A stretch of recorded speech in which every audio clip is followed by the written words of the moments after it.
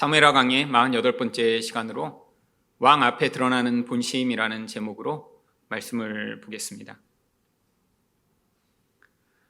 다윗이 이렇게 피난길에 있다 복귀하면서 이전에는 이 다윗에 대해 적개적인 사람들, 또 문제를 해결받을 사람들, 또 다양한 종류의 사람들이 이렇게 다윗을 만나기 위해 모여들었습니다. 그런데 대부분의 사람들은 이 다윗을 통해 무엇인가 자기가 원하는 것을 해결받고자 하는 경우들이 많이 있었죠. 근데 왕의 역할이 또 그러한 질서를 세우고 또 필요한 것들을 사람들에게 공급하며 또 과도한 욕심을 부리는 자들의 그 욕심을 부리지 못하도록 질서를 세우는 일이 왕의 역할이기도 합니다. 왕이 이렇게 복귀하자 사람들은 그 앞에서 자기 본심과 또 마음에 품고 있는 생각들을 드러냅니다. 결국 예수 그리스도 앞에 사람들이 본심이 드러나며 그의 통치가 임할 때 그 사람이 어떤 존재인가 나타나는 것과 바로 유사한 이야기가 오늘 본문에 담겨 있는 것이죠. 그렇다면 왕의 복귀는 사람들이 어떤 본심을 드러내나요? 첫 번째로 순수한 마음을 드러냅니다. 31절 말씀입니다. 길르앗 사람 바르실레가 왕이 요단을 건너가게 하려고 로글림에서 내려와 함께 요단에 이르니. 이 바르실레는 어떤 사람인가요? 바로 요단 동쪽에 있는 큰 부자로 이 다윗이 피난길에 있을 때 그를 도왔던 그런 중요한 사람입니다. 그래서 32절에는 바르실레가 어떤 역할을 했는지 이렇게 이야기합니다. 바르실레는 그는 큰 부자이므로 왕이 마하나임에 머물 때 그가 왕을 공개하였더라. 이 공개하다라고 하는 말은 필요한 것을 공급하며 돕는다라고 하는 뜻이죠. 바로 이 피난길에 이렇게 다윗이 지금 아무것도 챙기지 못하고 도망와 외로운 상황 가운데 이런 바르실레와 같은 사람이 도움이 있었기에 전쟁을 준비할 수 있었고 또 승리를 이끌어낼 수 있었던 것이죠. 바로 이 바르실레가 어떤 도움을 주었는지 그래서 사무엘하 17장 27절부터 29절에는 이렇게 기록합니다. 다윗이 마하나임에 이르렀을 때 로글린 길르앗 사람 바르실레가 침상과 대야와 질그릇과 밀과 보리와 밀가루와 볶은 곡식과 콩과 팥과 볶은 녹두와 꿀과 버터와 양과 치즈를 가져다가 다윗과 그와 함께한 백성에게 먹게 하였으니 이는 그들 생각에 백성이 들에서 시장하고 고나고 목마르겠다 함이더라. 아니 왜 이렇게 자세한 이런 바르실레가 공급한 목록을 기록하고 있는 것일까요? 그만큼 세심하게 자신이 챙길 수 있는 모든 것을 가지고 와 이 피난길에 있는 이 힘든 사람들을 도왔다라는 것을 기록하고자 한 것이죠. 여기에 보면 팥, 콩, 볶은 녹두 이런 집안에서 정말 이 피난길에 오른 모든 사람에게 필요한 것들을 정말 다 가지고 와서 전심을 다해 그들을 섬겼음을 보여주고 있습니다. 여러분, 우리가 볼 때 큰 부자니까 가지고 있는 것이 많으니까 이렇게 자기가 가진 것 중에 일부를 이렇게 다윗에게 주었다라고 생각할 수 있지요. 하지만 사실 지금은 어떤 상황인가요? 압살롬이 지금 전체 이스라엘의 지지를 받으며 지금 전세가 이 압살롬에게 완전히 기운 상황입니다. 여러분, 만일에 이 압살롬이 다윗을 이기고 전 이스라엘을 통치하게 되면 바르실레는 반역자로 취급을 받아 아마 죽임을 당할 그런 위험한 상황이죠. 자기 생명을 내어놓고 다윗을 공개한 것입니다. 여러분, 다윗 입장에서는 이 바르실레가 얼마나 고마운 사람이었을까요? 아니, 정말 신도 신지 못하고 도망한 그런 피난길이었는데 이런 세심한 그런 도움으로 말미암아 아마 숨을 돌릴 수 있었을 것이고요. 단순히 이런 물질적 공급 외에도 내 편이 아직 있구나, 내가 이렇게 포기하지 않아도 되겠구나라는 그런 확신을 얻을 수 있는 기회였을 것입니다. 여러분, 이게 얼마나 고마웠던지 다윗은 이 바르실레에게 자기와 함께 예루살렘으로 가자라고 이야기합니다. 33절입니다. 왕이 바르실레에게 이르되 너는 나와 함께 건너가자. 예루살렘에서 내가 너를 공개하리라. 여러분, 지금 다윗에게 이 바르실레는 정말 자기에게 아주 큰 힘이 되어준 사람입니다. 그러니까 자기와 함께 예루살렘에 가서 거기에서 자기와 정말 친구 관계로 그와 함께하며 그의 도움을 받으며 또 자기가 그렇게 도움을 받았던 것에 대한 미안함을 갚고자 하는 것이죠. 여러분, 이런 예루살렘으로 함께 가자라고 하는 요청이 단순히 큰 집과 좋은 곳에서 나와 함께 살자라고 하는 것인가요? 아니에요. 권력의 중심에 설 수 있는 아주 중요한 기회입니다. 여러분, 변방에 살고 있던 그냥 한 족장이죠. 근데 이제 그가 왕과 함께 예루살렘으로 돌아가 정말 이 나라 전체를 다스리는 그 권력의 중심에 설 수 있는 기회를 지금 다윗이 제공하고 있는 것이죠. 그런데 바르실레가 어떻게 대답하나요? 34절입니다. 바르실레가 왕께 아뢰되 내 생명의 날이 얼마나 있사옵겠기에 어찌 왕과 함께 예루살렘으로 올라가리까? 여러분, 자기가 언제 죽을지 모르는데 지금 나이가 많이 들었기 때문에 가지 않겠다라고 이야기를 하고 있는 것이죠. 우리가 볼 때는 나이가 많이 든 할아버지니까 이제 곧 죽을지도 모르니까 그냥 자기 고향에 남아있겠다라고 이야기한 것처럼 보이죠. 여러분, 그런데 정말 이렇게 나이가 들면 욕심을 다 내려놓고 정말 이런 순수한 마음을 가질 수 있나요? 아니요. 여러분, 사람이 나이가 든다라고 하는 것은요, 이게 정말 내가 가지고 있는 욕심을 다 내려놓은 그런 순수한 자리에 서는 게 아니라 자기 욕심을 감추고 있던 껍데기마저 다 드러나서 사실은 이전에는 감출 수 있었던 욕심마저도 오히려 더 추하고 더럽게 드러나게 되는 것이 바로 그게 인간의 모습입니다. 젊을 때는 노골적으로 욕심을 내지 못했어요. 여러분, 그런데 이런 인간이 부리는 가장 강렬한 욕심이 무엇인가요? 권력에 대한 욕망입니다.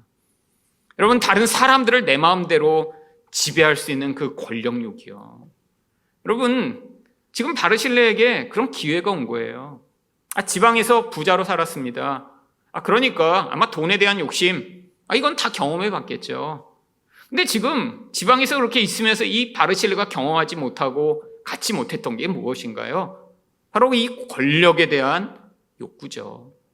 여러분, 많은 사람들이 그래서 결국에는 이 권력욕을 포기하지 못하고 나중에는 결국에는 추한 자리에 서게 되는 경우 얼마나 많이 있나요? 여러분, 젊어서부터 그런 권력욕을 가진 사람은 정말 젊어서부터 그 욕망이 그 인생을 지배할 정도로 강력한 것이죠. 나는 젊을 때부터 사람들을 내 밑에 두고 내 마음대로 지배하고 싶어라는 그런 욕구를 감추지 못하는 것이죠. 여러분, 그런데 바르실레가 이렇게 대답한 것은 자기 한계를 지금 명확히 알고 있는 것입니다.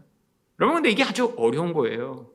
내가 어떤 존재이고 내 수명이 얼마가 남았으며 나에게 허락된 것이 무엇인가를 명확히 알고 그 한계 내에 머물 수 있는 그런 사람이요. 여러분, 인간은 자기 자신을 객관적으로 보는 게 불가능합니다. 여러분, 다른 사람 판단하는 건 아주 쉬워요. 다른 사람의 잘못, 다른 사람의 한계는 우리는 아주 쉽게 발견할 수 있습니다. 여러분, 근데 가장 어려운 게 뭔지 아세요? 자기의 약점과 한계를 명확히 보며 그것을 받아들이는 거예요. 여러분, 우리가 볼 때는 어렵지 않은 것처럼 보이지만 사실 누군가에게 다른 사람이 약점과 한계를 직접 지적해 본다 생각해 보세요. 진짜 자기의 한계를 받아들인 사람은 금방 인정하겠죠. 여러분, 근데 주변에 그런 사람이 있나요? 여러분, 남편에게 당신은 이런 부분이 당신의 한계야. 아내에게 당신에게는 이런 고쳐야 할 부분이 있어 라고 얘기하면 맞아 여보, 내가 그게 약하지. 내가 더 애쓰고 내가 그 부분에 있어 실수하지 않도록 나를 위해 기도해줘. 이런 사람 없습니다. 화가 나죠. 그냥 이러면서 이제 속에서 짜증이 나죠. 밖에 사람들을 그렇게 안 보는데 왜 집에서 이렇게 자꾸 바가지를 긁고 힘들게 해? 그럼 밖에 사람들은 그 사람의 그 약점과 본질을 진실하게 깊이 볼 수 없어서 그렇죠. 우리는 다 밖에서 내 약점과 한계를 드러내지 않기 위해 몸부림을 칩니다. 여러분, 세상에서는 약점이 드러나면 어떻게 되나요? 사람들이 그 약점을 공격하죠. 짓밟죠. 비난하죠. 그러니까 무서워서 밖에서 몸부림치면서 자기 약점을 감추려고 하는 거예요. 여러분, 세상의 모든 시스템이 다 그렇습니다. 자기의 약점을 인정하는 것은 사실은 굉장히 치욕스럽고 위험한 일이죠.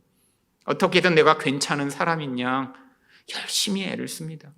그러면 여자들도 왜 이렇게 열심히 화장을 하나요? 아니, 자기 약점을 보이고 싶지 않아서 그렇죠. 무엇인가 내가 더 괜찮은 존재인 것처럼 가장해야 되는데, 여러분, 만약에 자기 약점이 그대로 드러나서 그것이 공격당했을 때 받는 그 수치와 고통을 두려워하기 때문에 우리는 열심히 자기를 감춥니다. 여러분, 근데 감출 수 없는 대상이 있잖아요. 여러분, 집에서도 화장을 늘 하고 계신가요? 남편이 잘 때까지 화장을 지우지 않다가 여보 먼저 주무세요. 그리고 화장실 가서 싹 지우고 남편 자는 거 확인한 다음에 나와서 한 번도 내 남편에게 화장 지운 얼굴을 보이지 않았다. 정말 무서운 분이죠. 여러분, 그런 사람이 누가 있겠어요? 그럼 거의 정신병을 걸리지 않는 한 그렇게 할 수가 없습니다, 사람이. 내 아내에게 내 배 나온 모습을 한 번도 보인 적이 없다. 여보, 먼저 주무세요. 그리고 화장실에서 아내 잘 때까지 기다리다 그제서야 옷 갈아입고 나와서 옆에 몰래 자고. 어떻게 그럴 수 있어요?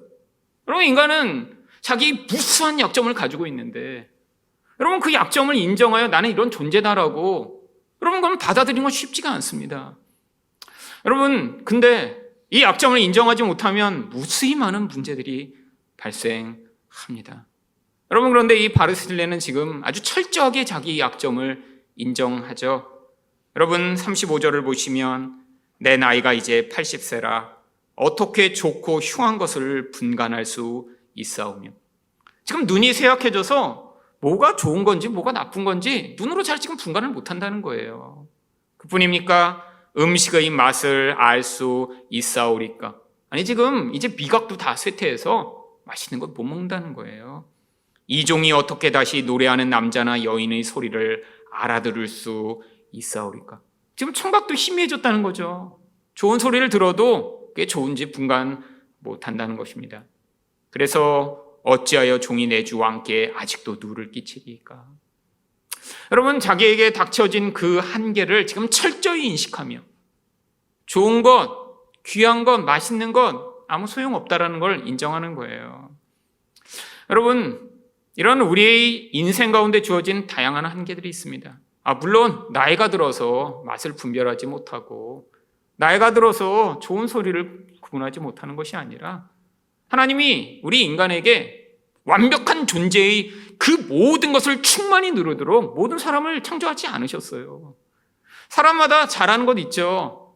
근데 그 잘하는 것들이 이면 안에는 분명히 한계가 존재합니다. 아니, 어떤 한 가지를 잘하면요, 다른 한 가지는 분명히 약점이 있기 마련이에요. 물론 우리는 기대합니다. 모든 걸 다 잘하게요. 사람이 친절도 하고 똑똑도 하고 사람과 관계성도 엄청 좋으며 자기 절제도 잘하고, 이런 완벽한 사람. 여러분, 근데 완벽한 사람이 존재하나요? 완벽하기를 기대하고, 그런 완벽한 사람이기를 우리가 소망하며 다른 사람을 볼 뿐이죠.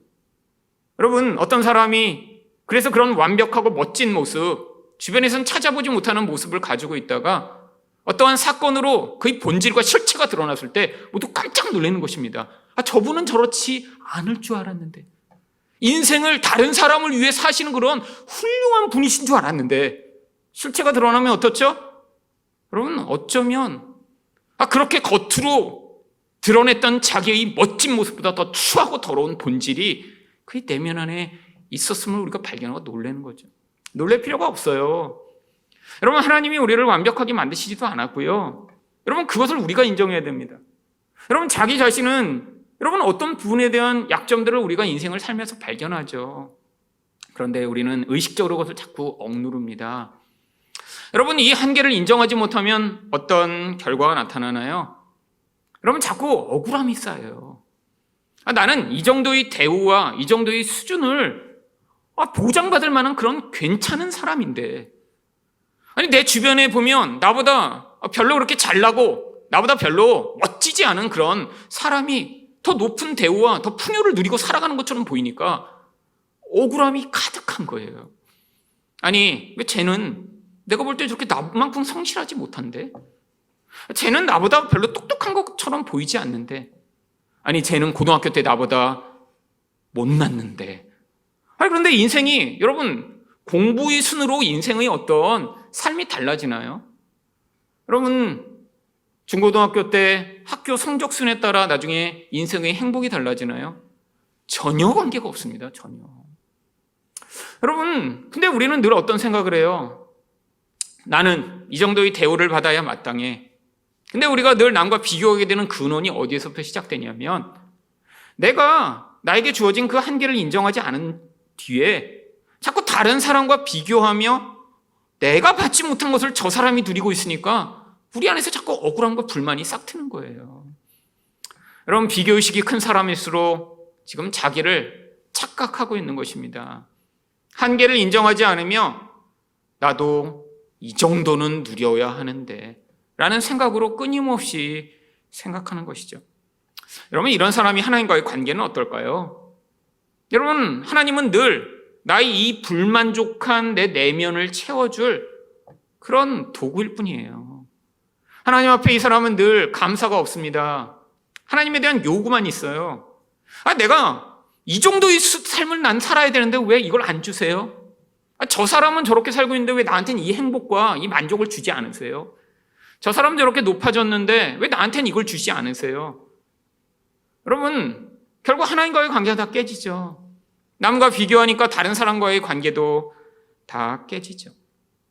여러분, 결국 이 영적 눈을 뜨기 위해서는 결국 우리 안에서 은혜가 필요합니다. 여러분, 자기 자신의 못난 점을 찾아내서 난 이것도 못해, 난 이것도 못해, 난 바보야 이렇게 생각하라는 게 아니에요. 잘못된 자기 인정의 근거를 내려놓고 정말 우리가 어떤 존재인가 하나님 앞에서 바로 봐야 된다는 것입니다. 우리가 생각하는 이런 자기 만족의 근거가 대부분 외적인 것에 있잖아요. 어떤 외적인 것이요? 내가 얼마나 좋은 학교를 나왔냐? 아니, 내가 얼마나 좋은 그런 인생을 살고 있고 남의 눈에 괜찮은 그런 결과들을 남기고 있는가? 다 외적인 것입니다. 여러분, 그러니까 문제가 되는 거예요. 하나님 앞에서 그렇게 나의 외적인 것들을 채워달라고 아무리 요청하며 간구해도 하나님이 우리 이런 감각적 그런 한계를 뛰어넘어 더 맛있는 것을 누리게 해주시고 더 좋은 것을 우리가 즐길 수 있게 해주시지 않는다라고 하는 것이죠. 하나님은 우리 감각을 위해 존재하시지 않습니다. 여러분, 이 땅에서의 삶은 결국 이 한계를 인정하는 과정이에요. 아무리 좋은 것을 누려도 아무리 좋은 것을 봐도 한때뿐입니다. 결국 나이가 들면 여러분 그것들이 사라져가며 진짜 중요한 것을 받아들일 수 있는 자리에 서야죠. 여러분, 그런데 이런 한계를 인정하지 못하는 사람은 그 욕망의 한계를 끊임없이 확장합니다. 나이가 들수록 그래서 이전엔 누려보지 못한 내가 이 정도 지위와 힘을 가지고 있으니까 모든 사람들이 내 뜻과 내 마음대로 하기를 원하는 그런 열망을 점점 표출해 정치적인 인간이 되어가는 거죠. 왜? 여러분, 그게 이 세상에서는 자연스러운 이치입니다. 젊은 사람들에게는 그런 정치적 권한과 영향력이 주어지는 경우가 거의 없죠.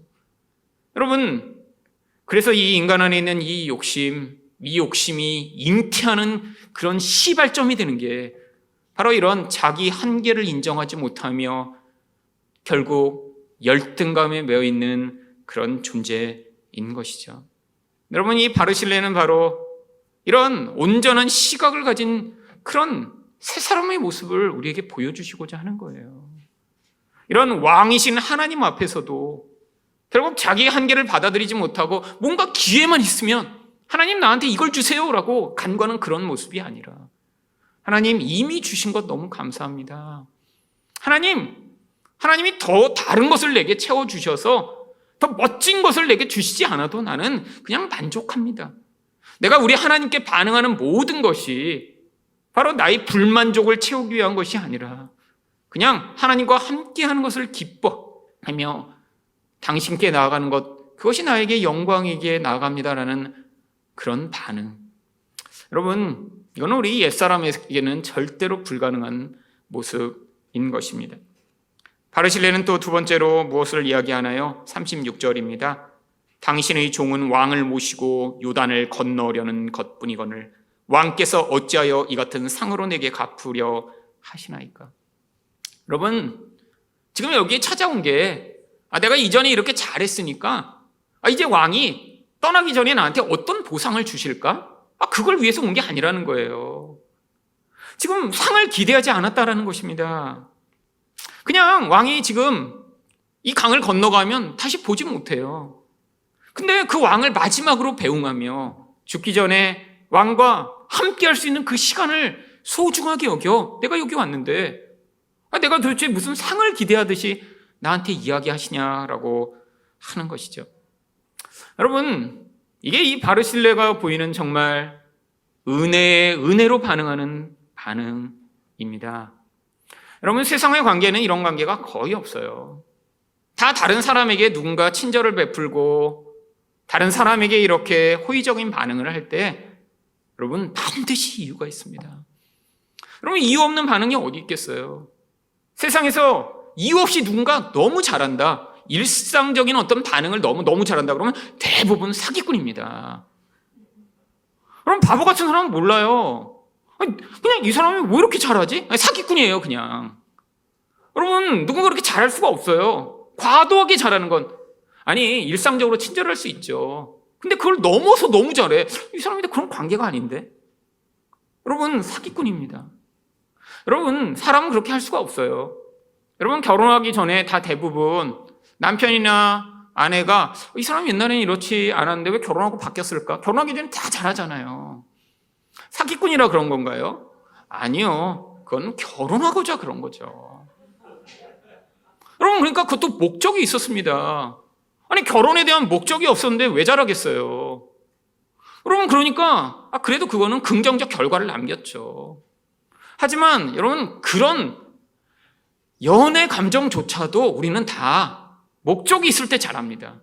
이 사람이랑 내가 결혼하고 싶은 마음이 전혀 없어요. 난 저 사람 결혼했다간 죽을 것 같아, 인생이. 그러면 왜 잘하겠어요? 안 하죠. 여러분, 남편이 결혼 전에 꾸준히 잘했다 그러면 그만큼 사랑이 마음에 많은 거예요. 난 너랑 결혼하고 싶은 마음이 강렬해, 이런 마음으로 꾸준히 잘한 거예요. 아내가 막 너무너무 결혼하기 전에 잘했다 그러면 그 남자를 나의 결혼이 대상자로 마음이 확신한 거예요.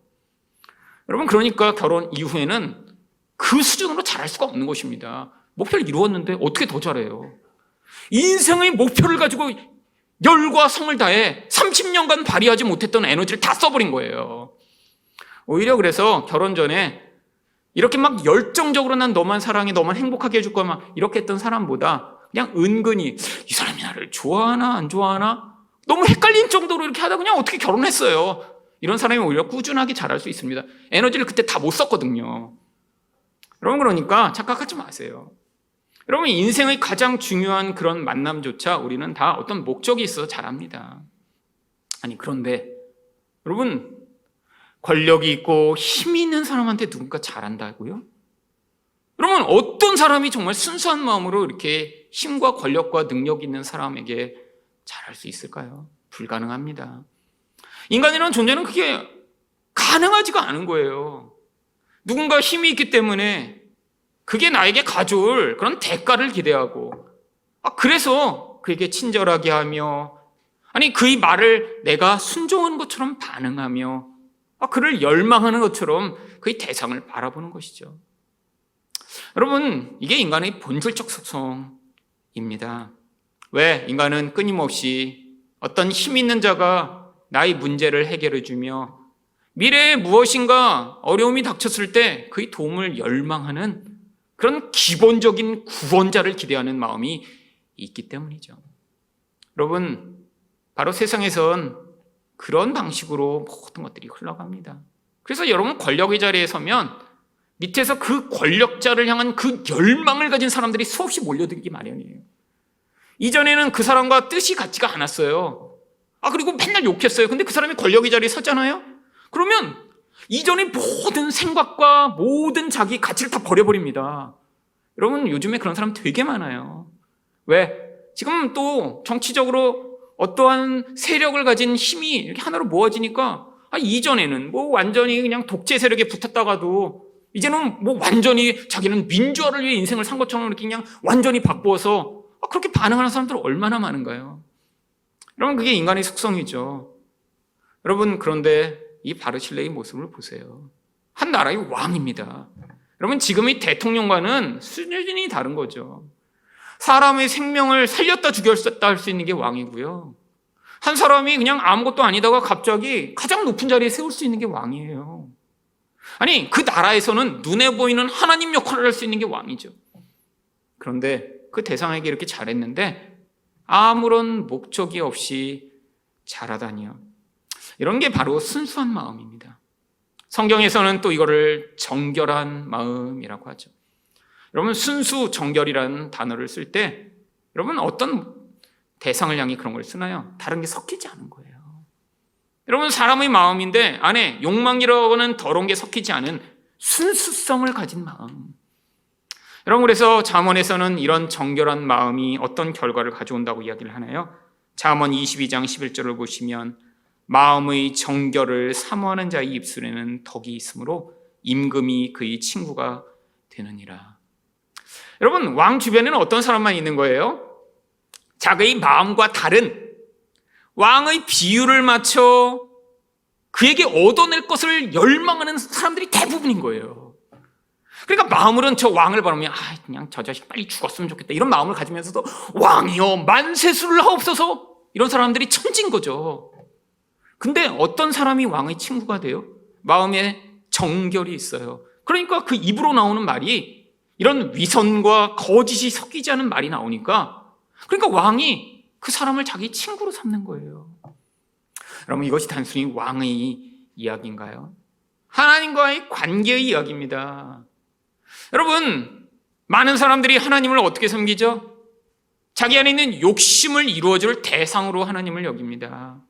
내가 힘들 때, 내가 돈이 없을 때, 내가 아플 때, 세상에서 얻는 도움으로 뭔가 부족할 때 우리 하나님이 뭔가 힘이 있으니까 그분이 나를 도와서 거기에서 나를 벗어나게 만들 대상으로 우리 하나님을 여기죠. 이건 우상으로 하나님을 여기는 거예요. 하나님은 우리를 어떤 대상으로 부르셨나요? 자기 친구와 자기 동역자요, 자기와 친밀한 관계 안에서 함께하는 대상으로 우리를 부르셨어요.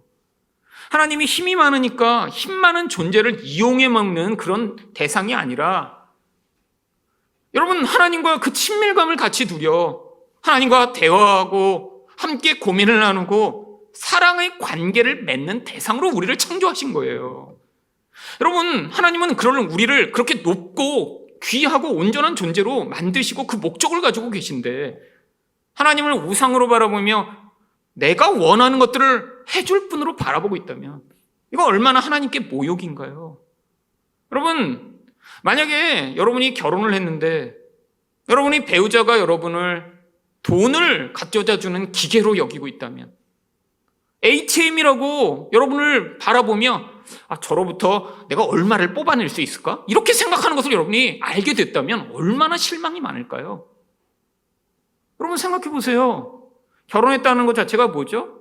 동등한 사랑의 관계를 맺기 위해 결혼하는 거 아니에요. 근데 배우자를 저 인간을 통해 에르메스를 살 수 있을까? 샤넬을 살 수 있을까? 이렇게 바라보는 여자였다면 그럼 그 남편이 얼마나 정말 마음이 상할까요? 여러분, 이게 하나님의 모습이라는 거예요. 여러분, 하나님이 우리를 뭔가 필요할 때 도와주는 그 정도의 수준이 아니라 하나님은 하실 수 있어요. 하나님 전능하시잖아요. 근데 하나님은 그렇게 바라보는 순간에 우리와 하나님과의 관계는 왜곡되기 시작하는 거예요. 하나님은 우리를 더 멋진 존재로 만드셨습니다. 그 정도의 수준이 아니라 우리 하나님은 우리와 함께 하시며 우리와 교제하시고 하나님과 동등된 존재로 우리를 여기셔서 나의 친구여 벗으로 여기기를 원하시며 우리를 부르신 것이죠. 여러분, 하나님과의 관계를 왜곡하지 마세요. 여러분이 하나님의 친구가 되어 하나님의 마음을 알게 되는 게 더 큰 축복입니다. 아니, 뭔가 문제가 있을 때 하나님이 한 번 도와주셔서 야, 기적 좋네 라고 그 기적을 기뻐하는 수준이 아니라 우리 하나님의 마음을 알고 하나님이 어디에 관심이 있으신지를 여러분이 배우고, 우리 하나님이 얼마나 넓고 크고 위대하신 분인가를 알아 여러분이 하나님께 자연스러운 찬양을 올려드리는 그 영광을 돌리는 자리요. 여러분, 너무나 거대하고 위대하고 멋진 그 하나님을 경험해서 그냥 자연스럽게 우리 하나님 정말 좋으세요, 우리 하나님이 정말 멋지신 분이십니다, 내가 하나님을 찬양하지 않고는 견딜 수 없습니다라고 여러분이 진실하게 그 하나님을 만나 고백할 때 우리 하나님은 그것으로 기쁨을 삼으시는 분이십니다. 여러분, 지금도 얼마나 많은 사람들이 예배드린다고 하고 얼마나 많은 사람들이 우리 하나님을 섬긴다고 하나요?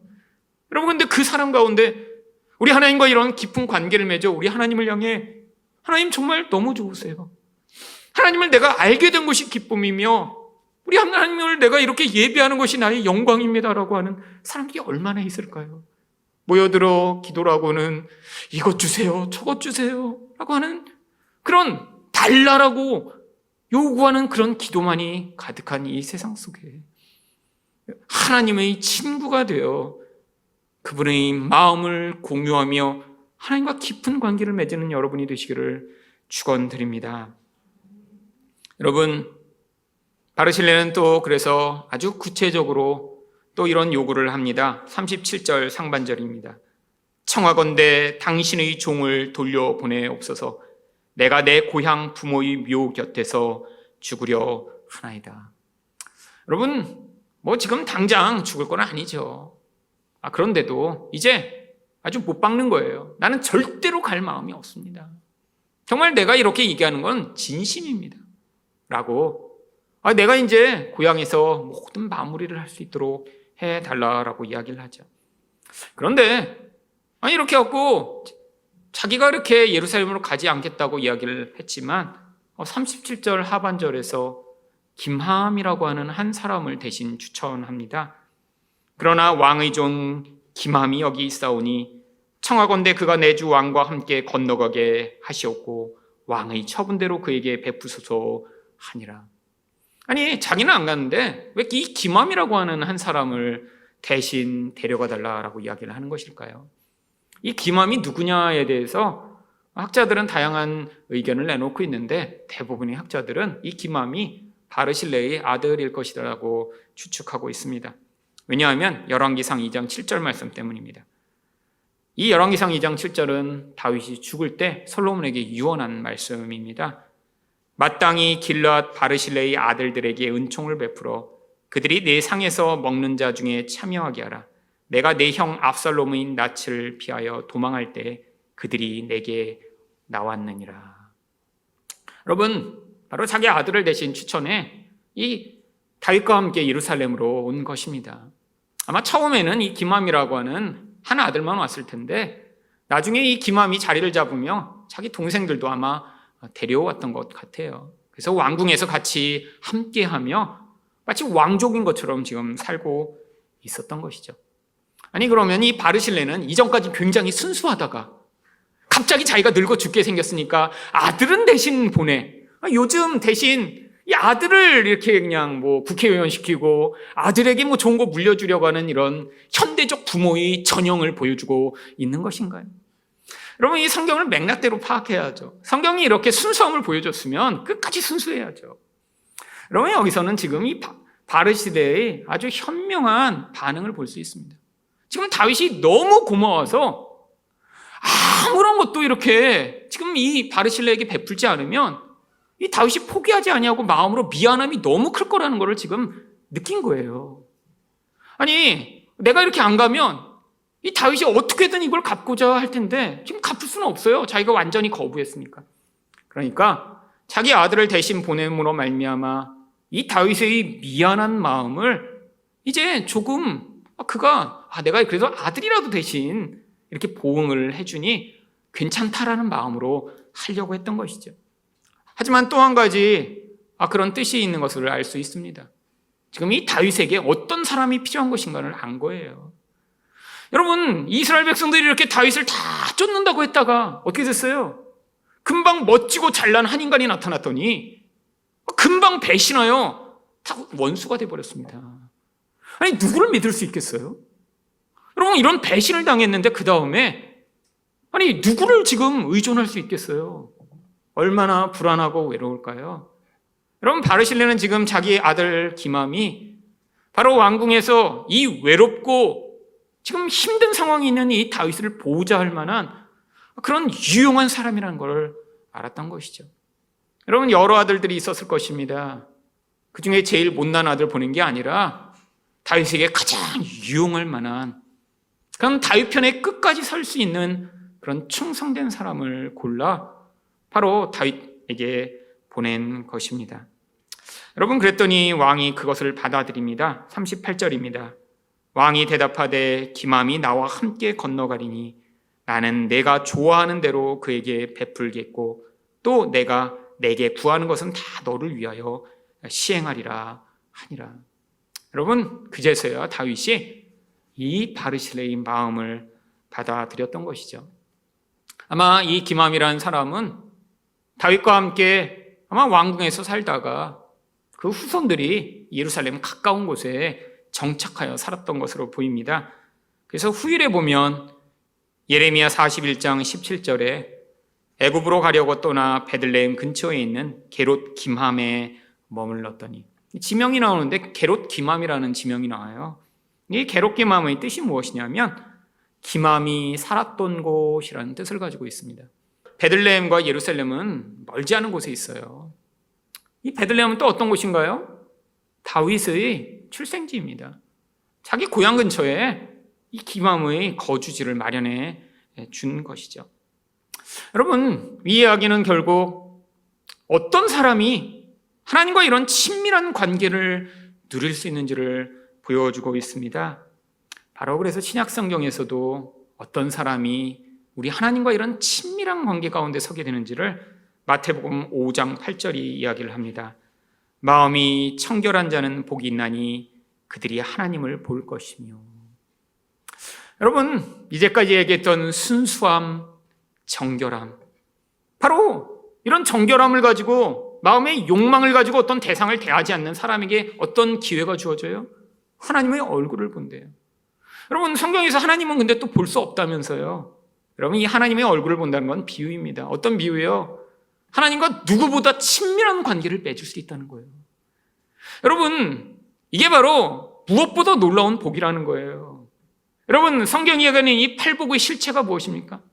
세상이 복이라고 여기는 그런 복, 내가 세상에서 병도 안 걸리고 내가 원하는 건 다 이루고 내 자녀들은 정말 다 성공하는 이런 복 말고요, 마음이 가난해지는 복이요, 정말로 심령이 청결함으로 우리 하나님과 깊은 관계를 맺는 이런 복이요, 핍박을 받아도 하나님의 위로를 받는 그런 복이요. 여러분, 이 복이 이 세상의 모든 복보다 뛰어나다는 거예요. 여러분, 이게 하나님을 진짜 만난 사람들이 경험하는 것입니다. 여러분, 하나님과 친밀하다고 이 세상에서 다 성공하나요? 병에 안 걸리나요?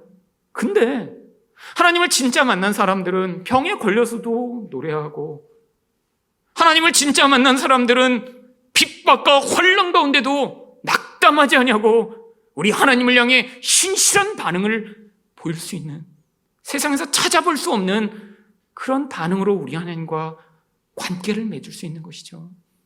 여러분, 상황이 좋아서 찬양하는 그런 수준이 아니라 바로 이런 순수한 마음으로 우리 하나님의 얼굴을 보며 그분과 친밀한 관계를 맺는 여러분이 되시기를 축원드립니다. 두 번째로, 왕의 복귀는 사람들의 어떤 본심을 드러내나요? 갈등을 일으키는 욕망을 드러냅니다. 41절 말씀입니다. 온 이스라엘 사람이 왕께 나와 왕께 아뢰되 우리 형제 유다 사람들이 어찌 왕을 도둑하여 왕과 왕의 지방과 왕을 따르는 모든 사람을 인도하여 요단을 건너가게 하였나이까 하며. 지금 왕이 요단 동쪽으로부터 서쪽으로 이렇게 건너오는데 유다 사람들이 먼저 왔던 거예요. 그리고 나서 이 이스라엘 백성들이 그 다음에 온 것입니다. 근데 와보니까 이미 다 왕이 요단을 건너버렸어요. 그러고 났더니 지금 왜 왕을 도둑질했느냐라고 지금 화를 내고 있는 거예요. 여러분, 이들이 정말 왕을 너무 환영하고 빨리 보고 싶어서 지금 달려왔는데 조금 늦은 건가요? 여러분, 이전에는 지금 왕을 죽이겠다고 막 전쟁하던 사람들인데 어떻게 이렇게 사람들이 빨리 변했죠? 이게 바로 가식적인 더러운 마음의 실체입니다. 왕이 힘을 잃어버렸을 때는 죽이겠다고 달려들던 인간이 지금 다시 왕권을 회복했더니 왜 빨리 우리를 안 불렀냐고 막 화를 내면서 지금 달려드는 이런 모습이요. 얼마나 모순된 마음인가요?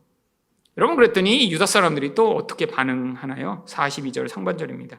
모든 유다 사람이 이스라엘 사람에게 대답하되 왕은 우리의 종친인 까닭이라. 왕이 우리랑 친척 관계이기 때문에 우리가 가장 먼저 온 게 그게 당연하지 라고 지금 대답을 하고 있는 거예요. 절반의 진실이죠. 절반의 진실.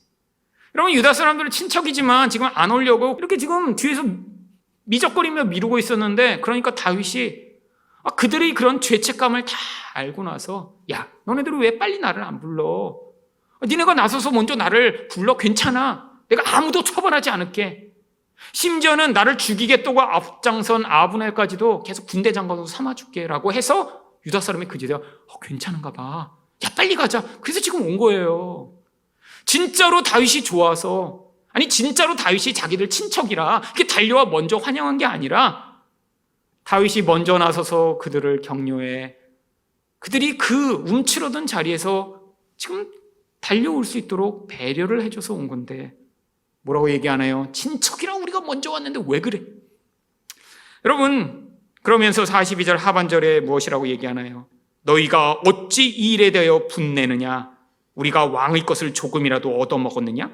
왕께서 우리에게 선물로 주신 것이 있느냐? 자기들은 순수하게 했다는 거예요. 아니, 왜 화를 내고 그래?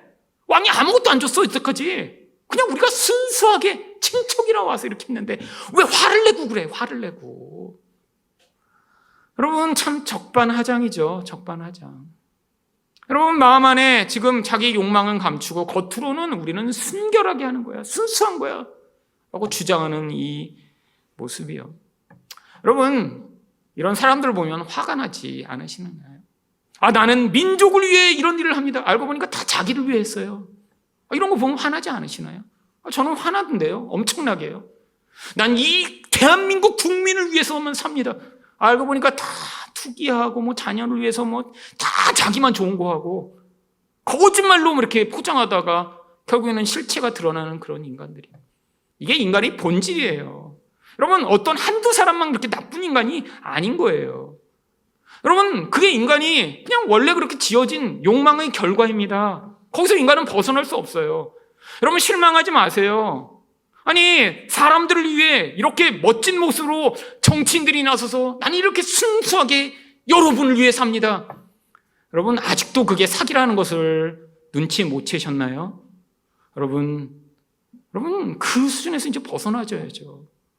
몇십 년간 그 얘기가 사기라는 걸 듣고도 야, 이 사람은 아니겠지. 아니요. 여러분, 인간 구원자는 없습니다. 그게 성경이 이야기하는 거예요. 여기 나와 있는 이 유다와 이스라엘 백성들만 이렇게 다 속의 욕망을 섬기고 더럽고 추하게 반응하고 있나요? 아니요. 이게 인간의 본질이며 속성이라는 거예요. 여러분, 그랬더니 이스라엘 백성들이 또 어떻게 반응하나요? 43절 상반절입니다. 이스라엘 사람이 유다 사람에게 대답하여 이르되 우리는 왕에 대하여 열 몫을 가졌으니 다윗에게 대하여 너희보다 더욱 관계가 있거늘 너희가 어찌 우리를 멸시하여 우리 왕을 모셔오는 일에 먼저 우리와 의논하지 아니하였느냐 하나. 힘의 논리죠. 힘의 논리. 아니, 우리는 10집한데 너네는 한 집합밖에 안 되는데 왜 니네가 결정했어? 왕을 모셔오는 일에. 우리가 힘이 많으니까, 우리가 다수니까 우리랑 반드시 의논했어야지. 그럼 어떻게 하겠다는 거예요? 우리가 힘이 많으니까 우리가 먼저 가서 다윗을 모셔오고 니네는 나중에 해. 이게 다수결의 원칙이죠. 우리가 많으니까 내가 원하는 걸 내가 먼저 하겠다는 거예요. 여러분, 이게 바로 세상의 방식입니다. 여러분, 그런데 수가 적다고 그러면 맞아. 당신은 10집하고 우리는 한 집하니까 그냥 당신들 뜻대로 해야죠. 이렇게 하는 경우가 어디 있어요? 지금 유다는 확실한 근거가 있는 것입니다.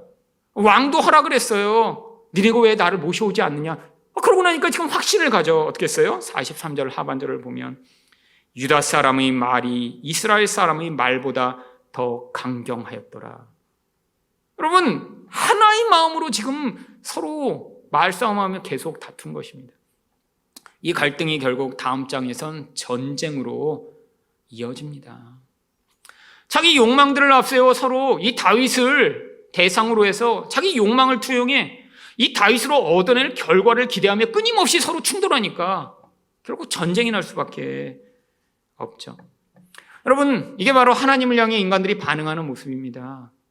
우리 하나님이 힘이 강하시다라고 생각할 때 이 하나님에게 다가와 내가 원하는 욕구를 이루려고 하는 많은 사람들이요.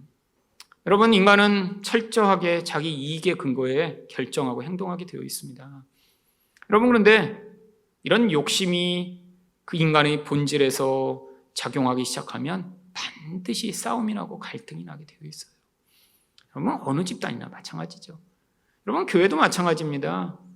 교회도 서로의 이익을 주장하며 자기 뜻을 관철하려고 하는데 포기하지 아니하며 그 갈등이 첨예화되면 결국에는 분열을 겪게 되어 있죠. 여러분, 뭐 과거에만 그랬나요? 아니요, 지금도 벌어지는 일이며 또 심지어는 예수님한테 배운 제자들도 똑같은 모습으로 반응합니다. 마가복음 10장 35절부터 37절을 보시면 세베대의 아들 야고보와 요한이 주께 나와 여짜오되 선생님이여 무엇이든지 우리가 구하는 바를 우리에게 하여 주시기를 원하옵나이다. 이르시되 너희에게 무엇을 하여 주기를 원하느냐 여짜오되 주의 영광 중에서 우리를 하나는 주의 우편에 하나는 좌편에 앉게 하여 주옵소서. 여러분, 예수님을 철저하게 어떤 대상으로 바라보고 있는 거예요? 자기들의 권력 요구를 만족시켜줄 그런 왕으로 바라보고 있는 거예요. 여러분, 이게 지금 예수님과 함께한 초기에 일어난 일이 아니라요, 예루살렘에 지금 십자가를 지시기 위해 달리시기 바로 얼마 전에 일어난, 바로 3년이나 예수님을 따라다니며 기적을 보고 예수님 말씀을 들은 제자들의 모습인 거예요. 여러분, 예수님이 직접 이렇게 12명을 택하셔서 가르치시고 훈련하셨는데도 여러분 이렇게 변하지 않는, 이게 인간의 모습이라는 거죠. 여러분, 그럼 여기 나와 있는 이 야고보와 요한만 진짜 나쁜 놈들인가요? 아니요, 그렇지 않다는 걸 바로 다음 절이 이야기합니다. 마가복음 10장 41절을 보시면 10 제자가 듣고 야고보와 요한에 대하여 화를 내거늘. 여러분, 왜 화를 냈을까요? 아니, 지금 예수님이 십자가를 지러 가시는데 어떻게 그 앞에서 이런 것들을 주장할 수가 있어? 이런 게 아니라, 야, 아니 어떻게 니네가 먼저 좌우에 서겠다고 할 수가 있어? 다 자기가 그 자리에 서고 싶었던 거예요. 예수님이 왕의 자리에 서시면 내가 가장 충성했으니까 내가 1등 공신이야 라고. 아마 이 중에 가장 화를 많이 냈을 사람 우리는 다 알고 있죠. 베드로요. 그럼 베드로 자기는 정말 생명을 다해 예수를 충성했다고 여겼는데, 근데 그뿐 아닙니다. 우리가 이름도 잘 알지 못하는 나머지 제자들도 화를 낸 거예요. 그렇게 하는 게 어딨어, 이 나쁜 놈들아. 여러분, 근데 이들이 얻으려고 했던 그 예수님의 좌우편, 여러분, 이들의 생각과 정 다른 곳이었습니다. 그래서 예수님이 마가복음 10장 40절에 이렇게 얘기하십니다. 내 좌우편에 앉는 것은 내가 줄 것이 아니라 누구를 위하여 준비되었든지 그들이 얻을 것이니라. 여러분, 대부분 예수님을 열심히 따라다니면 그렇게 예수님의 좌우편에 앉는 그런 놀라운 은혜와 영광과 권력을 얻게 될 거라고 착각하죠. 근데 이게 착각이라는 거예요. 아무리 원한다고 그 자리가 주어지는 것도 아니고요. 또 실제로 그게 무엇인지 알게 되면 대부분은 또 원하지 않겠죠. 여러분, 그 자리는 어떤 자리였나요? 마가복음 15장 27절을 보시면 강도 둘을 예수와 함께 십자가에 못 박으니 하나는 그의 우편에 하나는 좌편에 있더라. 여러분, 이게 바로 요한과 야고보, 아니 10 제자가 열망하던 예수님의 좌우편입니다. 어떤 자리요? 십자가에 매달려 죽임을 당하는 자리요. 여러분, 바로 예수님은 지금 우리에게도 바로 그런 자리로 초대하고 계신 거예요. 우리는 예수님을 나의 욕망의 대상으로 여전히 바라봅니다. 언제 다 들통나나요? 문제가 생겼을 때요. 내 힘으로 무엇인가 잘 해결되지 않을 때요. 나의 기도가 깊어질 때요. 여러분, 기도가 깊어지면 정말 우리 안에서 순수한 마음이 튀어 올라와 하나님과 깊은 교제의 관계 안으로 들어가는 그런 신비로운 경험을 하게 되나요? 아니요. 제가 기도가 깊어져 봤더니 그 기도의 본질 안에서 튀어나오는 게 바로 저희 욕망의 본질이더군요. 아니, 겉으로는 다 감춰놨었고 내 머리로도 생각하지 못했던 그 내 영혼의 깊은 데 숨어있던 본질은 우리 하나님을 동원해 내가 정말 열망하던 무엇인가를 이루고자 하는 그 본질이 튀어나오더군요. 여러분, 그래서 기도하셔야 됩니다. 왜요? 자기도 몰라요. 자기도 내가 진짜 뭘 하나님을 통해 원하고 있는지 몰라요. 진짜 하나님을 섬긴다는 그 이유가 무엇인지 자기도 몰랐는데 진짜 기도를 하며 하나님께 나아가는 자만, 아니 수없이 간구하며 내 욕망을 하나님께 올려드렸던 자들만 그 기도의 과정을 통해 내 영혼의 본질 안에 내가 원했던 것이 이런 예수가 왕이 되셨을 때 그를 통해 나의 영광을 이루고자 했던 것임을 고백하게 되는 것입니다. 여러분, 근데 그 자리에서 바로 그 자가 십자가에 못 박힐 때 무슨 일이 벌어지나요? 바로 예수와 함께하는 길이 어쩌면 이런 죽음의 길이고 낮아짐의 길이며 나의 인생에서 영광이 주어지지 않는 길이라고 할지라도, 아니 어쩌면 이 바르실레처럼 자기가 가진 것을 다 동원해 그 예수에게 헌신하며 그를 섬기며 아무런 보상이 주어지지 않는 길이라고 하더라도 그분과 함께하는 것으로 말미암아 인생의 기쁨을 삼으며, 아니 내 인생에서 가장 의미 있었던 순간은 그 왕과 함께했던, 그 왕의 필요를 채워주었던, 그 왕이 외로울 때 친구가 되었던 것이 나 인생에서 가장 의미 있고 가장 기쁜 순간이었다라고 고백하는 바로 그런 하나님과 친구가 되는 재리에서 누리는 그 은혜일 것입니다. 여러분의 인생의 끝에 바로 이것을 고백하며 우리가 인생을 마무리해야 되지 않을까요? 내 인생에서 이제 하나님이 우리를 부르시며 아무개야 이제 올라오렴이라고 말씀하셨을 때, 내 인생을 돌아보니까 짧은 순간이나마 내가 우리 하나님의 친구가 되어 그의 기쁨이 되고 그에게 영광을 돌리며 우리 하나님을 진심 어린 마음으로 찬양했던 그 순간들이 가장 기쁜 순간이었구나. 내 인생에서 뭔가 잘 되고 뭔가 성공하고 뭔가 풍요로울 때보다 우리 하나님의 마음을 알아 그분과 함께했던 그 순간이 무엇과도 바꿀 수 없는 가장 귀한 순간이었구나라는 바로 그 고백을 하는 여러분 되시기를 예수 그리스도의 이름으로 축원드립니다.